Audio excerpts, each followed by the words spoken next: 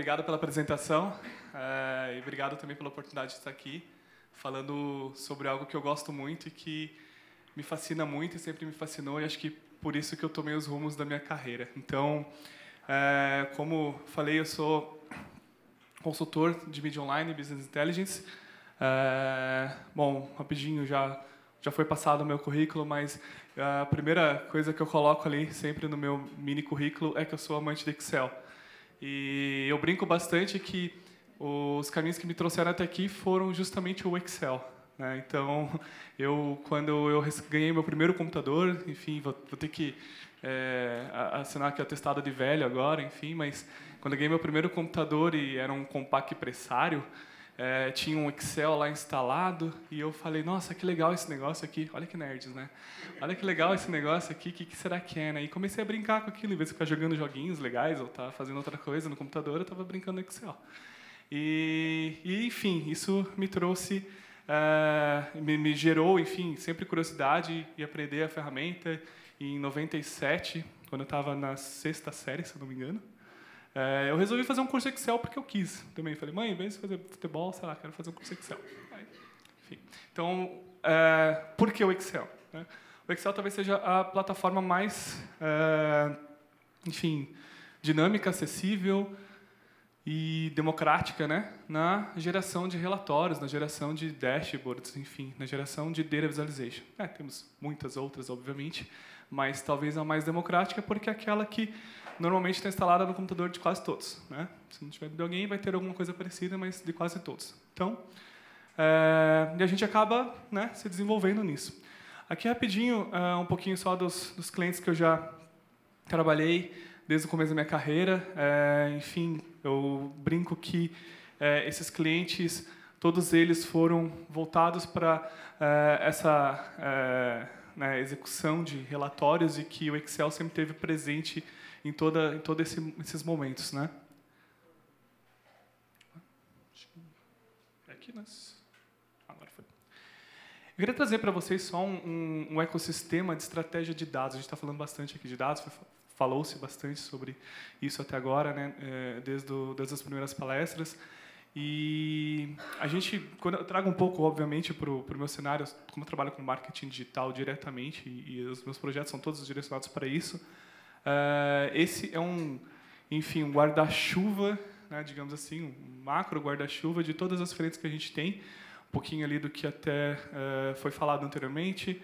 Os professores ali comentaram sobre CRM, Marketing Analytics, sobre Big Data, Data Science, enfim. E eu vou falar um pouquinho aqui, né, dessa frente aqui de Data Visualization que está no guarda-chuva ali de Business Intelligence, mas tudo isso, né, tá sempre correlacionado, enfim, está dentro da mesma função. E ele está passando ali na parte de Business Intelligence, mas acaba sendo sempre visível em todas as frentes, todas as outras disciplinas também. Então, primeiro, o que é o Data Visualization, né? É a arte de comunicar, representar e expressar dados visualmente sintetizados. A gente já ouviu alguns outros conceitos aqui anteriormente, né? Utilizando meios gráficos, de maneira clara e com o objetivo de facilitar a interpretação e detecção de variações inerentes a qualquer tipo de negócio. Está bem parecido com o que já foi falado, né? Então, assim, facilitação, ou seja, facilitar a interpretação e a detecção de variações. Eu gosto muito do termo detecção de anomalia, né? Por mais que a anomalia tenha parece que ele soa negativo, né? Mas a anomalia não necessariamente é algo, né, ruim, e sim algo que fugiu do normal. Então, o Data Visualization ele tem essa característica de nos mostrar aquilo que variou de forma direta, de forma rápida, de forma clara, né, visualmente falando.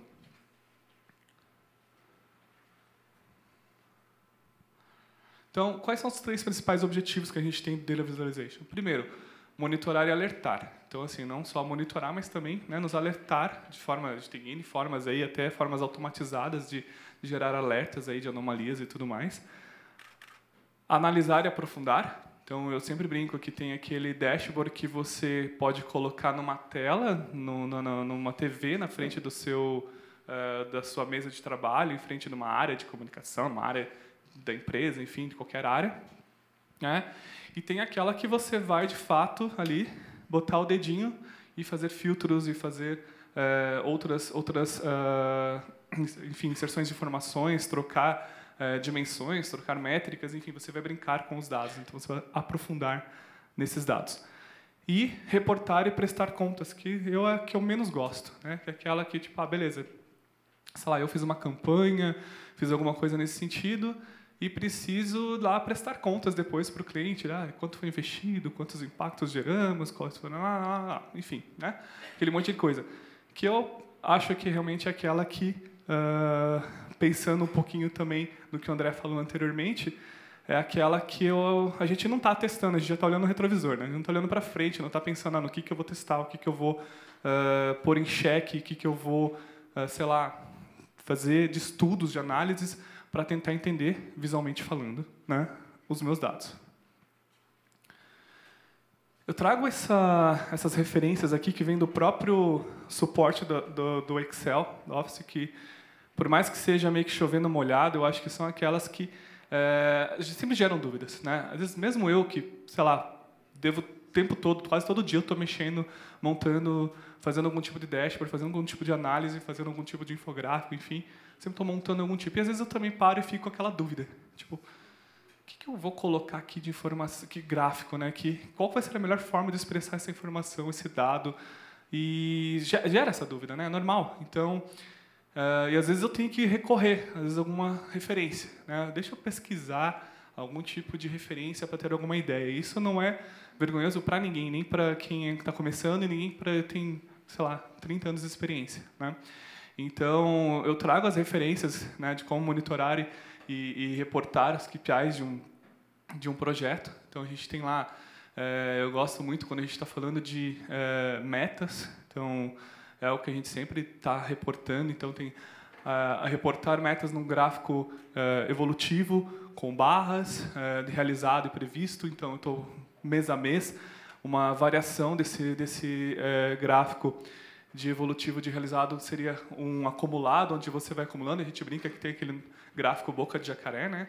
Que você tem, ele vai estar sempre junto, então ele deve estar fechado, né? A boca deve estar sempre ou fechada ou abrindo ao contrário. Se ela abrir certinho, ou seja, se a minha meta, o previsto e o realizado começar a ficar para baixo, abrir a boca do jacaré, quer dizer que não está muito bom.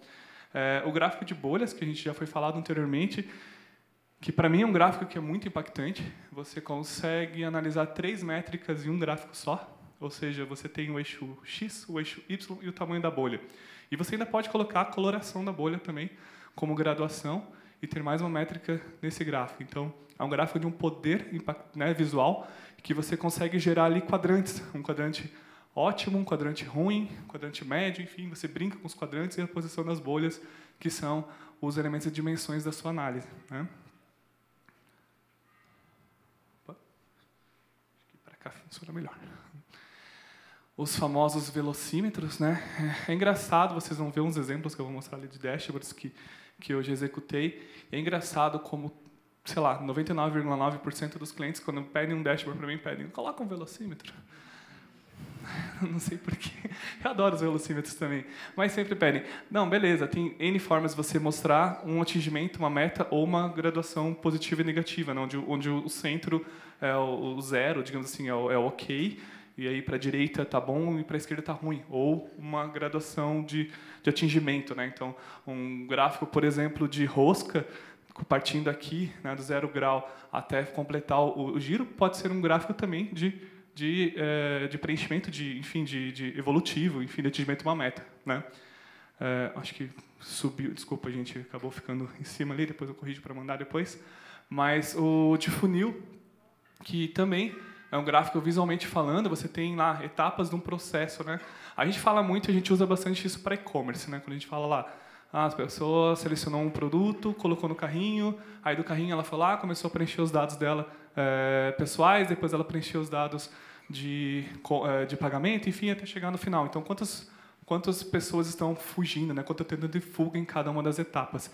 E o gráfico de funil me dá essa visualização muito clara.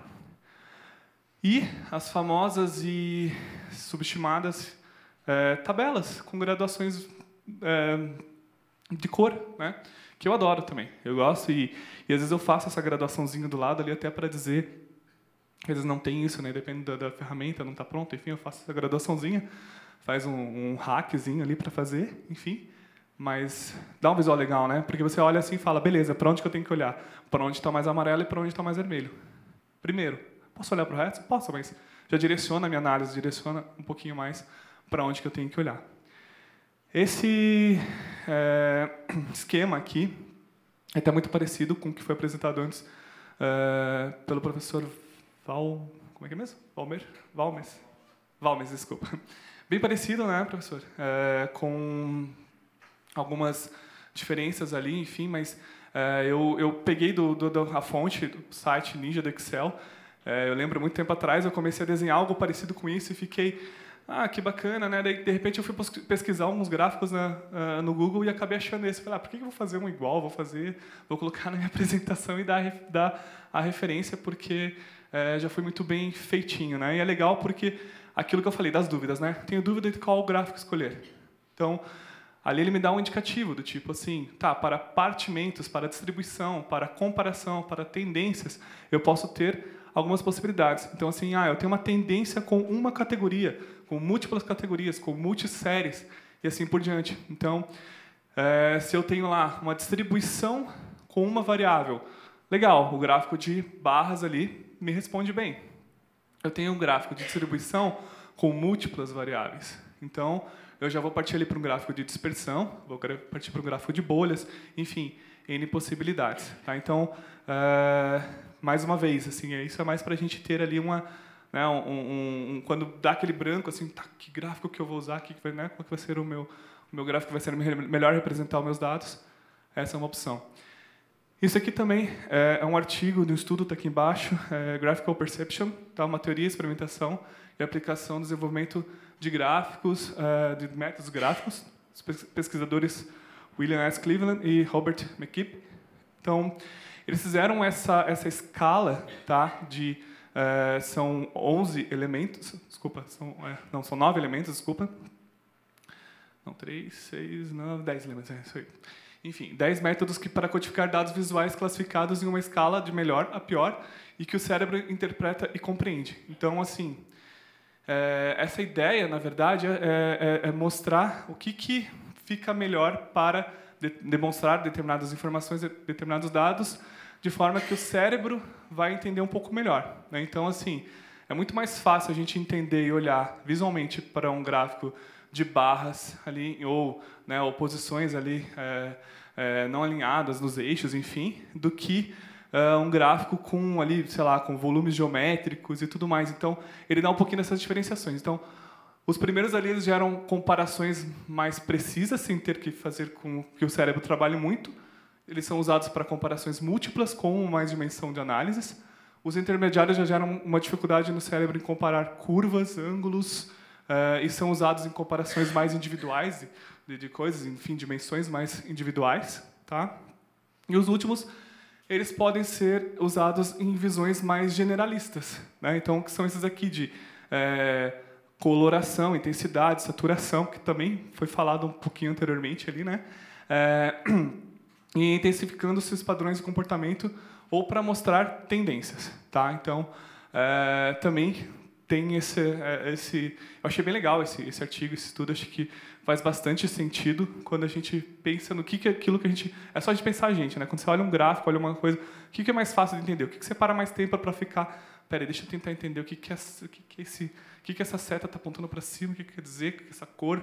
Enfim, é mais difícil. Então, cores ali, por exemplo, de intensidade, demora mais para o cérebro processar e entender do que gráficos com barras, né, mostrando ali a proporção. Bom, aqui alguns exemplos desculpa, de alguns dashboards. Eu gosto de falar que esse daqui foi o primeiro dashboard que eu desenvolvi em Excel. Enfim, os designers podem tacar papelzinho em mim e falar não está bonito, tal, mas eu adoro, eu acho ele lindo. Adoro o meu enfim. Vejam velocímetros e mais velocímetros, né? Outros exemplos, todos com velocímetros, com desses dois aqui da esquerda, mas também, enfim, alguns exemplos visuais com muita informação, né? Esses aqui eu acho que já estão um pouquinho mais bonitinhos, né? Eu concordo? São dos últimos que eu fiz. Ficaram mais bonitinhos, né? Eu sei, então... Mas também brincando um pouco aqui com mapa, enfim, compactação das informações, né? Visual, enfim, você tem todo num só lugar, muita informação. Bom, falando um pouquinho dos infográficos, a gente falou de dashboards, mas a gente também tem uma forma diferente, mais cool, divertida de informar dados, que são os infográficos, né? Eu vou passar um pouquinho mais rápido, mas esse gráfico, que também é um infográfico dos Beatles, mostrando, por exemplo, uma timeline de todas as músicas e todas as composições, quem foram os compositores de cada uma das músicas na linha do tempo. Aqui também as chaves de tons, enfim, das músicas. Infográficos que têm a função de informar, né? Infográficos que têm função de comparar. Tem outros exemplos aqui também, né? Esse daqui é bem conhecido, né? Ficou muito conhecido nas eleições norte-americanas, né? E aí algumas perguntas quando a gente vai montar infográficos, e isso no geral também, tá? Para dashboards também. Então, primeiro, qual é o problema-chave, qual é o principal assunto que o infográfico deve responder ou resolver? Tá? Quais outras questões servirão de apoio para essa minha resposta principal? E por que a questão-chave existe? Como ela deve ser respondida? Como eu devo solucionar? Eu vou para o aprofundamento e para o insights. Então, responder essas perguntas vão me ajudar a pensar em como que eu vou desenvolver o meu dashboard, o meu infográfico. Tá? E aí também o storytelling vai vir naturalmente. Né? E alguns passos. Então, selecionar a informação que você deseja dispor, organizar e agrupar as informações por temas, hierarquizar as informações conforme importância, isso é bem importante mesmo, né? Para não ficar uma coisa confusa, que as pessoas não têm um storytelling, um mindset, né? Uma ordem de lógica, né, das informações, criar conexões entre os dados e informações e definir formas de apresentar essas informações graficamente. Aqui algumas ferramentas que eu uso bastante para geração de infográficos, dashboards. Tenho usado muito o Google Data Studio, Tableau, Power BI, que já foi falado aqui, e o querido e amado Excel de sempre, né? Aqui algumas ferramentas também para slides. E um pouquinho sobre essas ferramentas aqui para finalizar. A gente tem prós e contras entre as ferramentas, e às vezes a gente fica na dúvida, como que eu vou escolher uma ferramenta ou outra, né? Então eu desenvolvi isso daqui mais com essa ideia de dizer assim, olha, qual a ferramenta que eu consigo trabalhar melhor a criatividade? O Excel. Pasmem, se você souber mexer muito bem no Excel, você faz qualquer coisa nele. Você cria qualquer coisa mesmo. Eu costumo dizer que se você diminuir todas as colunas do teu Excel por mesmo tamanho da altura das linhas, você cria uma espécie de um canvas, né? Uma espécie de um mapa pixelizado. Vocês já viram quadros feitos no Excel? Alguém já viu aqui? Quadros feitos com... Tem artistas que fazem quadros, artes no Excel. Brincadeira, pintando as célulazinhas, obviamente. Então, então, a criatividade no Excel não é um problema, né? As funcionalidades já são um problema. Então, já tem funcionalidades de automatização, enfim, esse negócio já acaba sendo um probleminha. Mas, por exemplo, Power BI, o Tableau já tem funcionalidades muito complexas, né? O Data Studio ali mais no meio. A facilidade de usar as ferramentas, né? Eu acho que o Data Studio é muito fácil, muito tranquilo de usar. O Tableau, o Power BI já tem uma curva de aprendizado um pouquinho mais complicada. E o Excel, apesar de ter muita gente que, ai meu Deus, tem, né, pavor do Excel, você fala que a pessoa sai correndo porque acha difícil e tudo mais, eu acho que a curva de aprendizado é rápida, tá? E o custo, né? Então, assim, Tableau, Power BI são ferramentas mais caras. Excel, uma licença do 365 na sua máquina, acho que, sei lá, R$100 e poucos no ano. É uma coisa cara. Um Tableau, por exemplo, já vai para R$2.000 um mês, tipo, dependendo da versão. E o Data Studio, que é do Google, é de graça. Então, essa relação é legal, né? Então, tipo, beleza, que plataforma eu vou escolher? Dá uma olhadinha nesse tipo de informações. E é isso, gente. Desculpa, eu falei um pouco mais rápido no final, porque levantou uma plaquinha lá 5 minutos, eu me desesperei e falei, meu Deus, é só isso. Eu tenho muita coisa para falar ainda. Mas obrigado pela atenção de todos, espero que vocês tenham gostado.